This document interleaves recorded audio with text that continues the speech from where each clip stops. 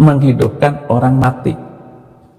Dalam perdebatan di TikTok, kalau kamu bisa menunjukkan bahwa Allah itu pernah menghidupkan orang mati, saya masuk, saya kembali deh. Dan saya tidak akan ribut lagi selama-lamanya tentang keyakinan itu. Itu saudara-saudara. Tetapi Yesus Kristus yang paling terkenal, orang yang dihidupkannya setelah 4 hari mati, hidup lagi, namanya Lazarus, saksi mata.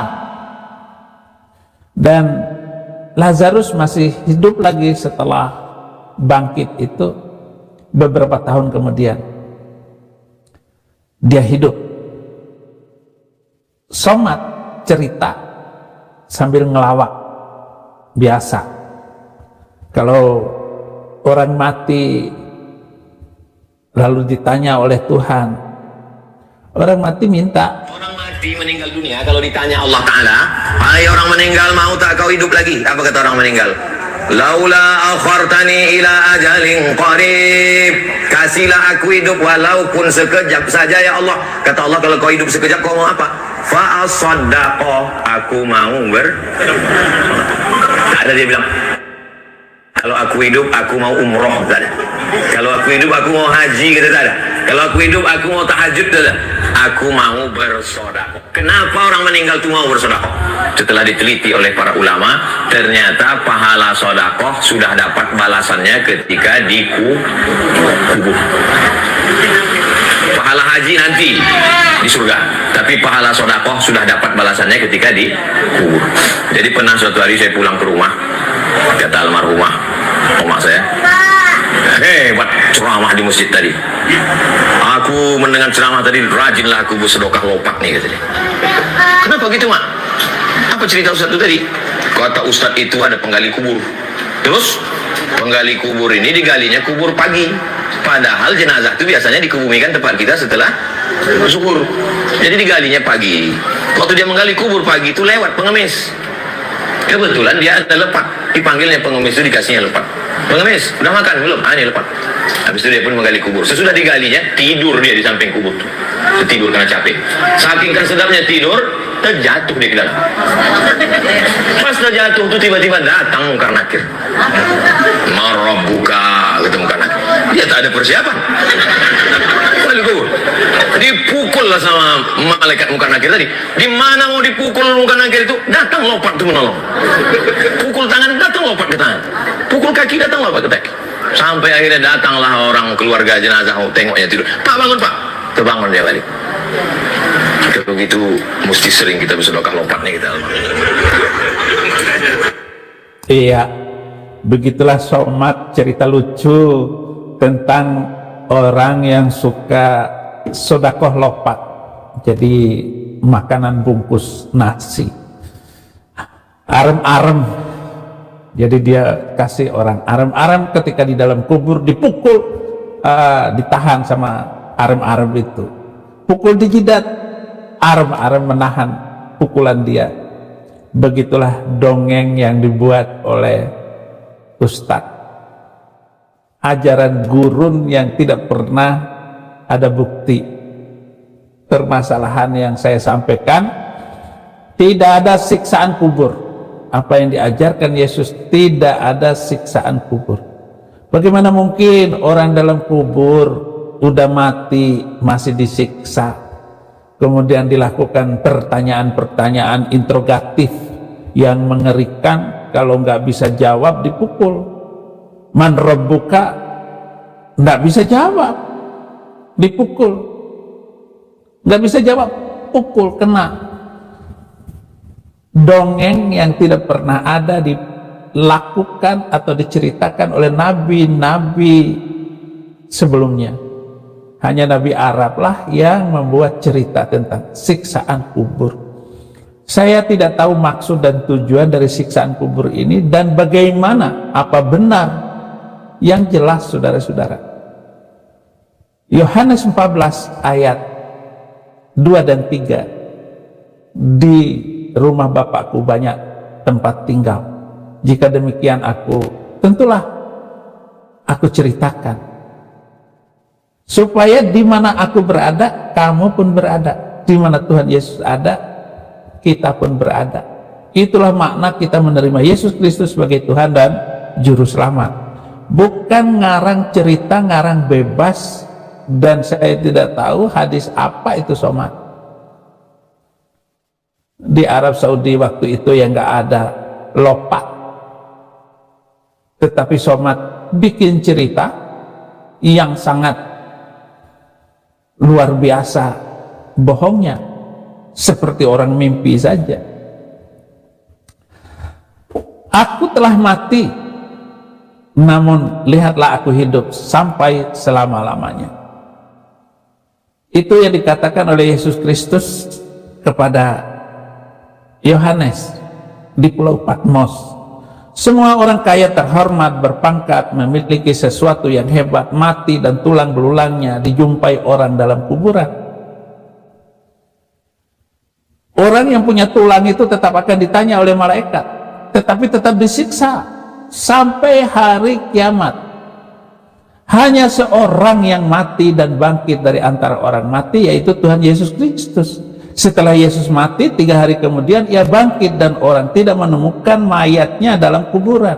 Matius 28 ayat 5 dan 6. Akan tetapi malaikat itu berkata kepada perempuan-perempuan itu, janganlah kamu takut, sebab aku tahu kamu mencari Yesus yang disalibkan itu.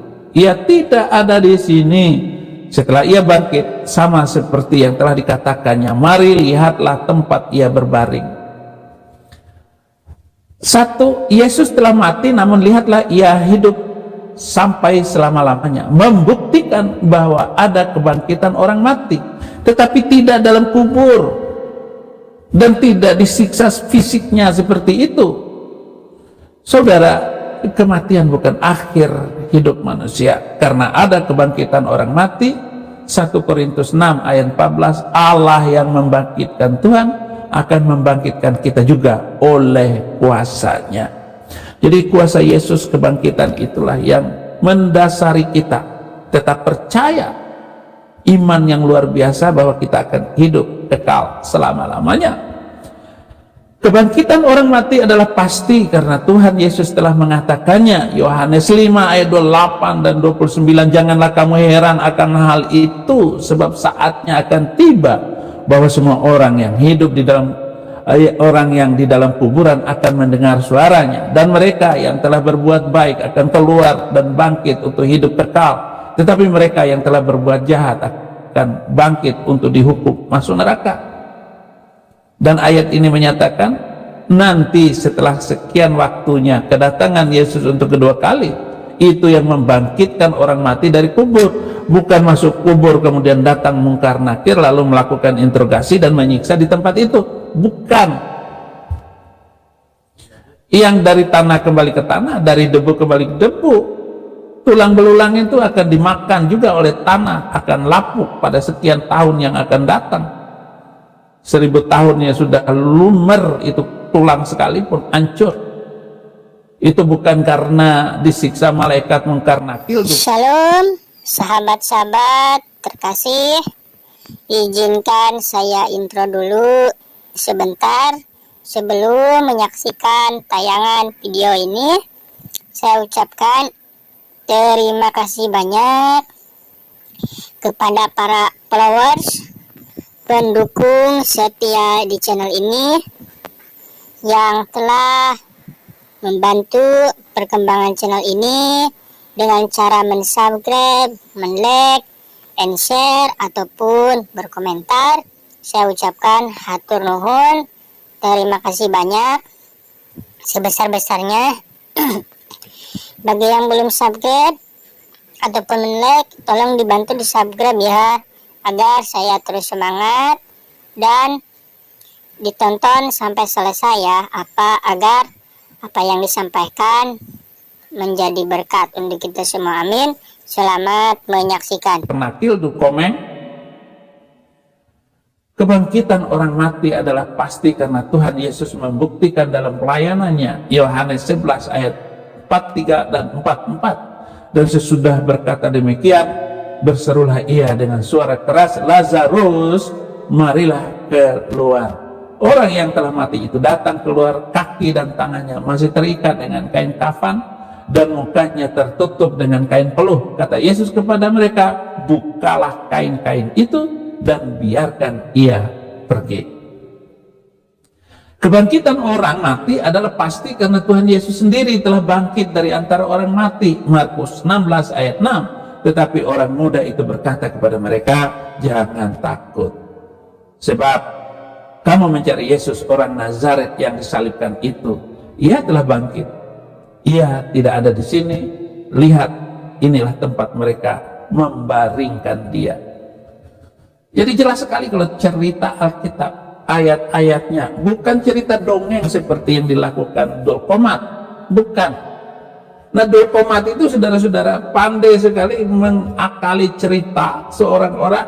Ada ceritanya di zaman Kanjeng Nabi, ada ceritanya sahabat-sahabat, dan kemudian hanya rekayasa dia yang suka dengan cerita-cerita halusinasi, persis seperti yang diceritakan oleh para habaib yang mengaku turunan Kanjeng itu.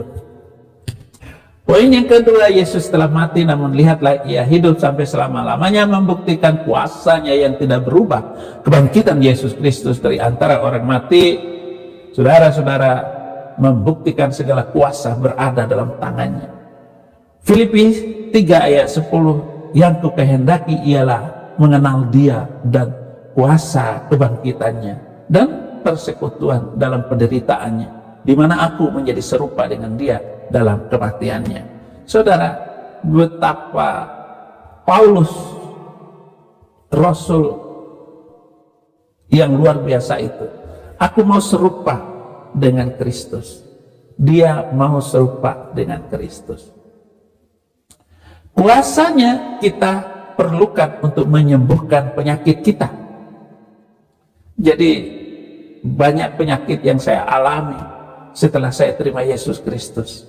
Namun cara Tuhan itu hebat dan luar biasa, menyelamatkan saya. Mestinya saya sudah meninggal sekian tahun yang lalu, tapi memang Tuhan masih sayang sama saya. Markus 16 ayat 18, mereka akan memegang ular, dan sekalipun mereka minum racun maut, mereka tidak akan mendapat celaka. Mereka akan meletakkan tangannya atas orang sakit dan orang itu akan sembuh. Ketika saya debat dengan Moko Ginta di Sarina, saya debat dengan Muslim. Wah, mereka, oh kalau saya debat itu mereka panas mereka, dia ngamuk, sehingga kami yang minoritas Kristen ini ketakutan, saudara. Dan saya turun dari mimbar, saya ngamuk. Kalau begitu caranya saya tinggalkan ruangan ini. Oh, mereka minta maaf, dan kepala departemen agamanya itu, tolong Bapak jangan pulang, hormatilah saya. Akhirnya saya naik lagi di atas mimbar. Mereka itu suka ngamuk. Mereka membawa racun di atas mimbar saya. Kalau sesuai dengan ayat itu yang kamu baca itu, kamu pengikut Yesus, minum ini racun. Tapi saya senyum, bukan begitu caranya. Saya tetap menunjukkan hormat saya kepada mereka, dan saya tidak menyentuh apapun racun di atas meja itu. Kalau memang racun, jangan-jangan dia hanya mengolok-olok firman Tuhan, dan bukan begitu caranya. Kalaupun makanan yang kita dihidangkan oleh mereka ada racunnya, kita makan, itu tidak akan mempan kepada kita, kepada orang percaya. Jadi begitu kuasanya kita perlukan dalam menjawab doa kita. Matius 7 ayat 7-8, mintalah maka akan diberikan kepadamu, carilah maka kamu akan mendapat, ketoklah maka pintu akan dibukakan bagimu. Karena setiap orang yang meminta menerima, dan setiap orang yang mencari mendapat, dan setiap orang yang mengetok baginya pintu dibukakan. Kuasa Yesus Kristus itu adalah menjawab doa kita. Maka saudara, jangan takut dengan kuasa Tuhan. Kuasanya diperlukan dalam menyertai langkah hidup kita. Matius 28 ayat 20, dan ajarlah mereka melakukan segala sesuatu yang telah diperintahkan kepadamu, dan ketahuilah aku menyertai kamu senantiasa sampai kepada akhir zaman. Jadi kuasa kebangkitan itu harus dimasukkan dalam iman, hati, pikiran kita, agar setiap kita dilecehkan, setiap kita dikacaukan, pertolongan Tuhan akan tepat waktu. Hal yang ketiga, Yesus telah mati, namun lihatlah ia hidup sampai selama-lamanya, membuktikan ada hidup yang kekal. Apa yang kelihatan adalah sementara, yang tidak kelihatan adalah kekal. 2 Korintus 4 ayat 18, sebab kami tidak memperhatikan yang kelihatan, melainkan yang tidak kelihatan. Karena yang kelihatan adalah sementara, sedangkan yang tak kelihatan adalah kekal. Kemuliaan sekarang tidak sebanding dengan kemuliaan dalam kekekalan nanti. 2 Korintus 4 ayat 17, sebab penderitaan yang ringan yang sekarang ini mengerjakan bagi kami kemuliaan kekal yang melebihi segala-galanya, jauh lebih besar daripada penderitaan kami. Hidup sekarang terbatas, hidup kekal tidak terbatas. 1 Timotius 4 ayat 8, lihatlah Mbak, latihan badani terbatas gunanya, tetapi ibadah itu berguna dalam segala hal, karena mengandung janji untuk hidup ini maupun untuk hidup yang akan datang. Bagaimana pengajaran saya dengan Somat, saudara-saudara? Lihat lengkap untuk menjawab video konyol yang dikatakan lelucon itu. Berdoa berharap saudara-saudara tetap di channel ini untuk mendapatkan Siratal Mustaqim, jalan yang lurus hanya ada di dalam Yesus Kristus. Bukan memohon tunjukilah kami ke jalan yang lurus, tunjukilah kami ke jalan yang lurus. Jadi kalau ada orang yang masih bertanya tentang jalan lurus, berarti dia tidak tahu jalan lurus, belum tahu dia. Tetapi kita akan tahu.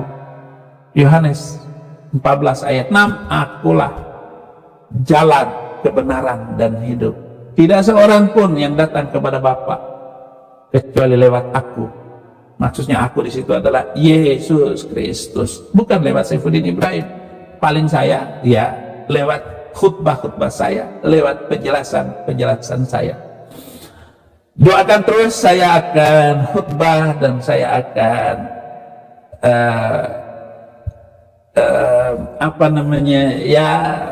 sopan, tidak mengejek lagi. Tuhan Yesus memberkati.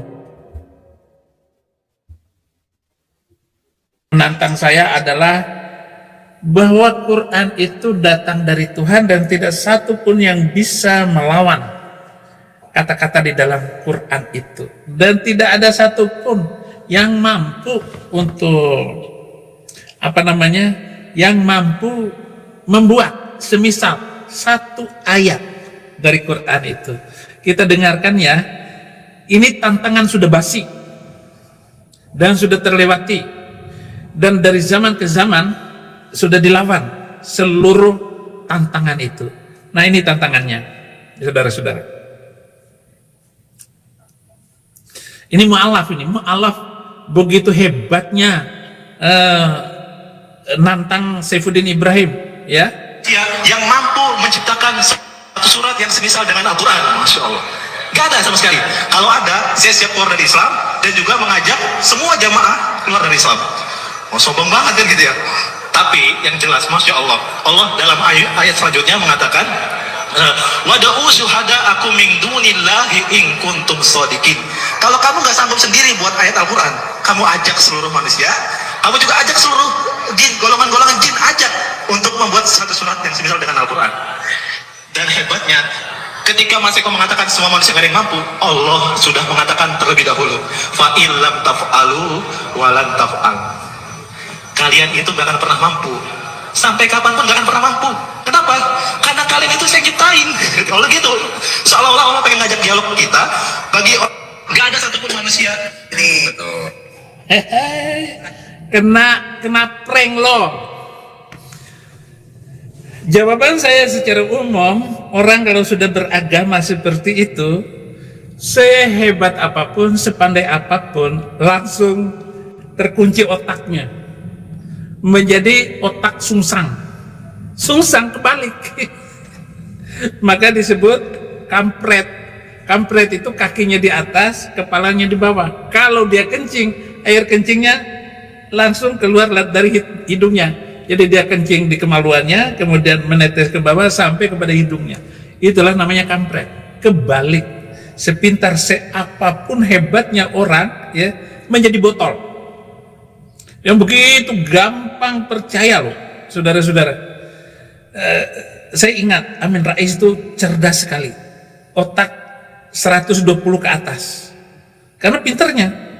Tetapi Gus Dur sudah meramal dia adalah sengkuni, dia adalah gelandangan politik dari waktu ke waktu. Seluruh presiden yang pernah muncul selalu dilawan oleh Amin Rais. Soeharto ada dilawan, Gus Dur ada dilawan, Megawati ada dilawan, Jokowi apalagi babak belur. Padahal otak cerdas loh.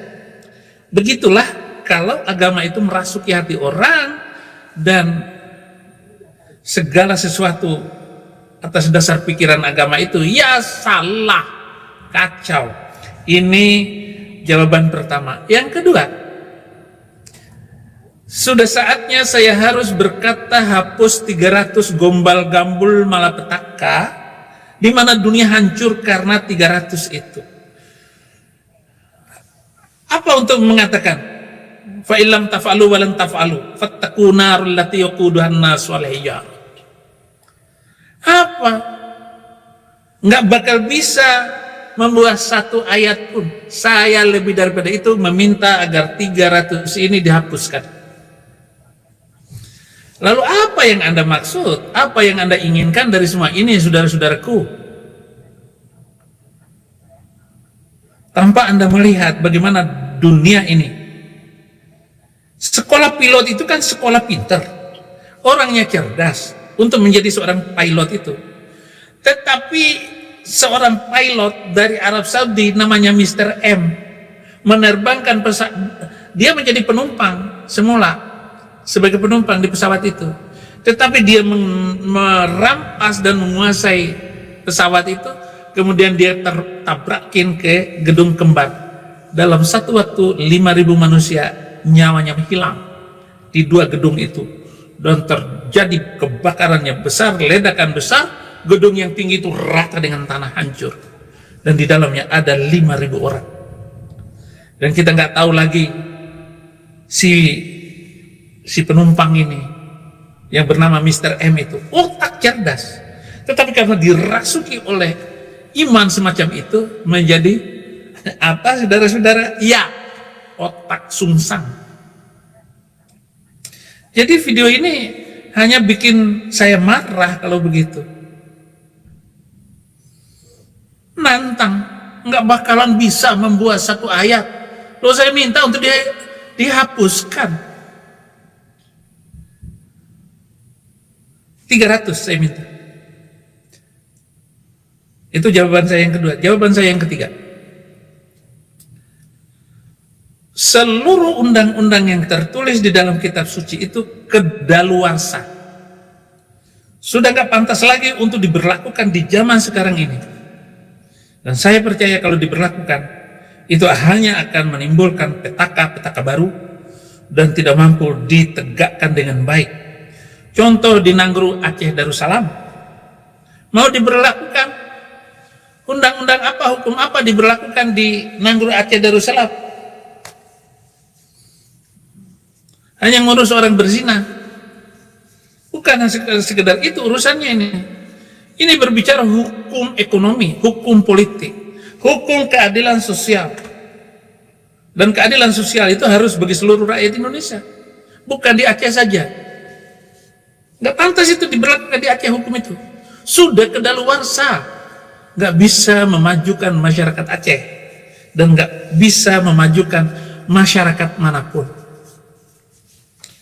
Eropa itu berantakan, kacau balau. Setelah diduduki dan didatangi oleh para pengungsi dari Timur Tengah, dari Syria, Yaman, Iran, Irak, masuk ke Eropa,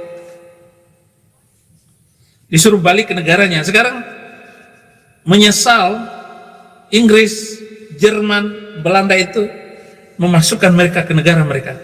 Dan sekarang mereka sedang menuntut syariah law, syariah law, syariah law, teriak di jalan-jalan.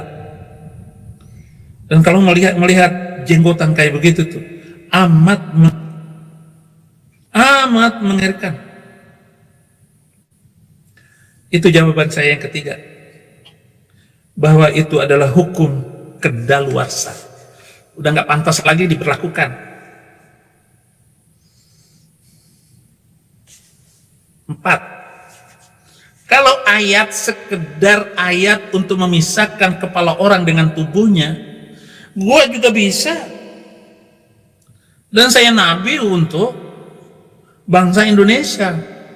Dan saya mampu bernubuat, memperkirakan segala sesuatu. Kalau hukum ini berlaku di Indonesia, maka tidak ada kedamaian selama-lamanya. Saya akan mengatakan selama-lamanya Anda tidak akan membuat Indonesia damai sejahtera. Akan muncul kekacauan demi kekacauan dari waktu ke waktu. Kalau Anda memberlakukan hukum itu bagi Indonesia, saya sangat tidak percaya, sangat pesimis untuk melihat Indonesia maju. Karena hukum itu telah menghancurkan negeri-negeri di Timur Tengah. Oleh karena itu, saudara-saudara, Undang-Undang Dasar 45 dan Pancasila itu lebih bagus daripada 6.666 ayat itu. Itu jawaban saya yang kesekian. 5 nih. Untuk Anda ketahui bahwa kerajaan Arab Saudi di bawah Raja Salman hari ini sudah merevisi 2.500 ayat. Karena ayat-ayat itu tidak sesuai dengan pembangunan manusia di masa yang akan datang dan membangun Arab Saudi yang maju di masa yang akan datang. Bahwa hukum-hukum itu tidak pantas lagi diberlakukan kepada manusia. Nggak pantas, saudara-saudara. Nggak bisa lagi, nggak akan maju di Arab Saudi. Nah, saudara-saudara yang membenci saya, bahkan Menteri Agama yang menolak saran saya, belajar sama Arab Saudi sana. Bilang dong, kenapa Anda merevisi 2.500 ayat? Dan kenapa hukum-hukum wanita-wanita itu sekarang Anda buat seperti itu? Dan membiarkan wanita-wanitanya melepas jilbab. Wanita-wanita sekarang di Arab Saudi sudah boleh nyetir sendiri. Dan gak lama lagi bahwa ada wanita-wanita Arab Saudi yang akan menjadi anggota parlemen, yang duduk di DPR di Arab Saudi. Dan akan ada lagi wanita-wanita yang akan memimpin, bahkan yang akan menjadi gubernur di daratan Arab Saudi yang luas itu.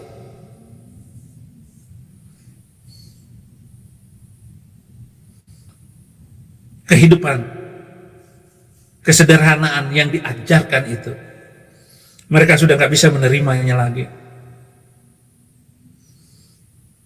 Dan sekarang rumah-rumah yang ada di Arab Saudi yang temboknya tinggi-tinggi itu, nanti suatu saat akan diratakan dengan tanah, agar mereka tidak membuat harem-haremnya boleh seenaknya orang-orang ini rumah-rumahnya itu adalah tempat bordel, tempat-tempat untuk menyimpan wanita-wanita yang bisa dipergauli oleh laki-laki Arab yang haus dan tidak bermoral itu. Nah, itu yang dilakukan oleh Raja Salman nanti.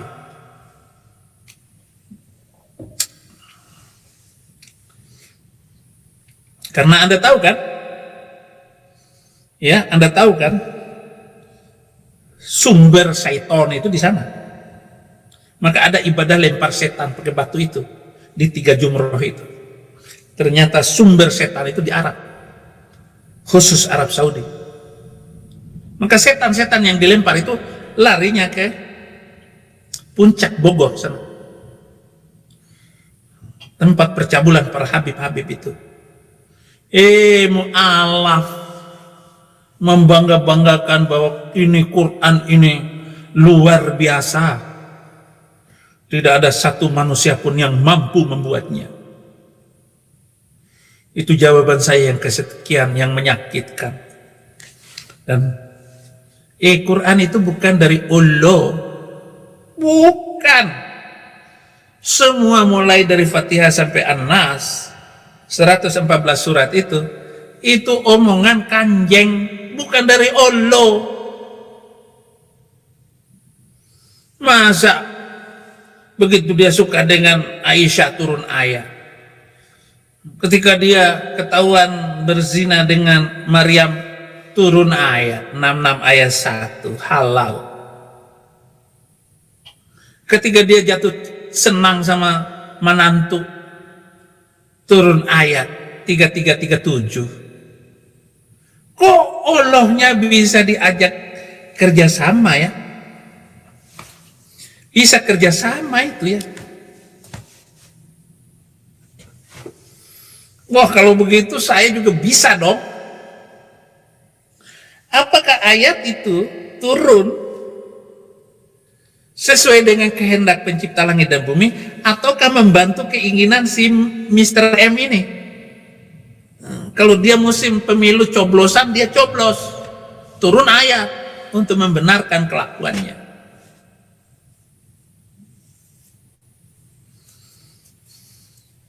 Poligamilah kamu 2, 3, atau 4. Tetapi yang dia lakukan apa? Apa yang dilakukan oleh Mr. M itu? Yang saya hitung, yang bisa saya pertanggungjawabkan secara akademis sebagai guru sejarah Islam, saya mencatat 30 wanita yang dia tidurin, yang dikawininya hanya 23, yang jadi permaisuri hanya 11. Berarti ada 7 wanita yang tidak dia kawinin. Kenapa? Quran 66 ayat 1. Budak-budak itu boleh kamu tiduri tanpa menikahinya. Walaupun budak kita itu sedang tidur dengan suaminya, saya, tuan rumah, berhak menarik kakinya pindah ke tempat tidur saya. Inikah yang kamu maksud kalimat yang tidak bisa ditiru? Dan saya bisa niru, semau saya niru. Kalau sekedar kata seperti itu, ayat seperti itu, telah turun kepada wahyu. Makanya di surat 69 ayat 40, wa innahu laqaulu rasulin karim. Innahu laqaulu, sesungguhnya Quran itu qaulu rasulin karim, perkataan nabi mulia, bukan dari Allah. Kalau sekedar kata itu sudah lewat. Sayembara itu adalah sayembara bohong. Sayembara bohong. Nggak bisa dipercaya itu sayembara. Ingat seluruhnya, kalian semua, Zuma, Bangkai, Don't ditahan. Kalian harus sadar itu. Gak usah nantang-nantang saya. Salah kaprah nantang pendeta Saifuddin Ibrahim. Dia sudah bebas, sudah ada di luar jangkauan hukum kamu. Kalau kamu menjawab video saya, itu mempermalukan dirimu sendiri.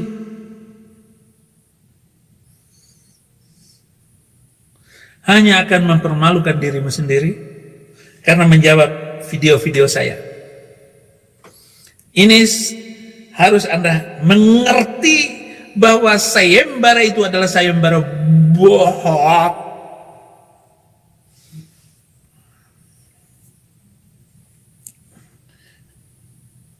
Tolong share video saya ini ya, bagi-bagikan kepada teman Anda, saudara Anda. Wih, ada yang nanya apakah Mr. M tidurin mayat. Sudah saya bahas berkali-kali di dalam video bahwa Mr. M itu nidurin mayat besannya.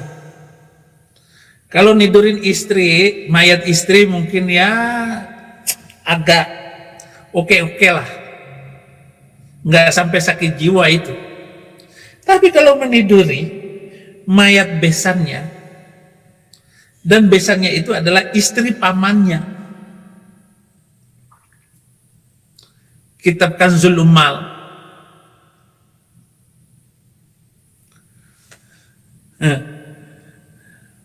Bagaimana saudara-saudara? Salam untuk saudara semua, bahwa apa yang saya sampaikan itu jangan dilawan, percuma melawan. Bahwa sebenarnya nabimu itu adalah psikopat. Shalom sahabat-sahabat terkasih. Itulah tadi cuplikan atau tayangan di channel ini. Semoga apa yang ditayangkan memberikan manfaat untuk kita semua. Jangan lupa dibantu di like, share, dan komen, serta subscribe agar saya terus semangat supaya channel ini terus berkembang dan dikenal banyak orang. Saya ucapkan terima kasih banyak kepada semuanya. Semoga kalian sehat selalu, panjang umurnya, dan banyak rezekinya. Amin. Baiklah, itu yang saya sampaikan sebelumnya. Sampai jumpa di video-video selanjutnya. Shalom, God bless you. Tuhan memberkati. Amin.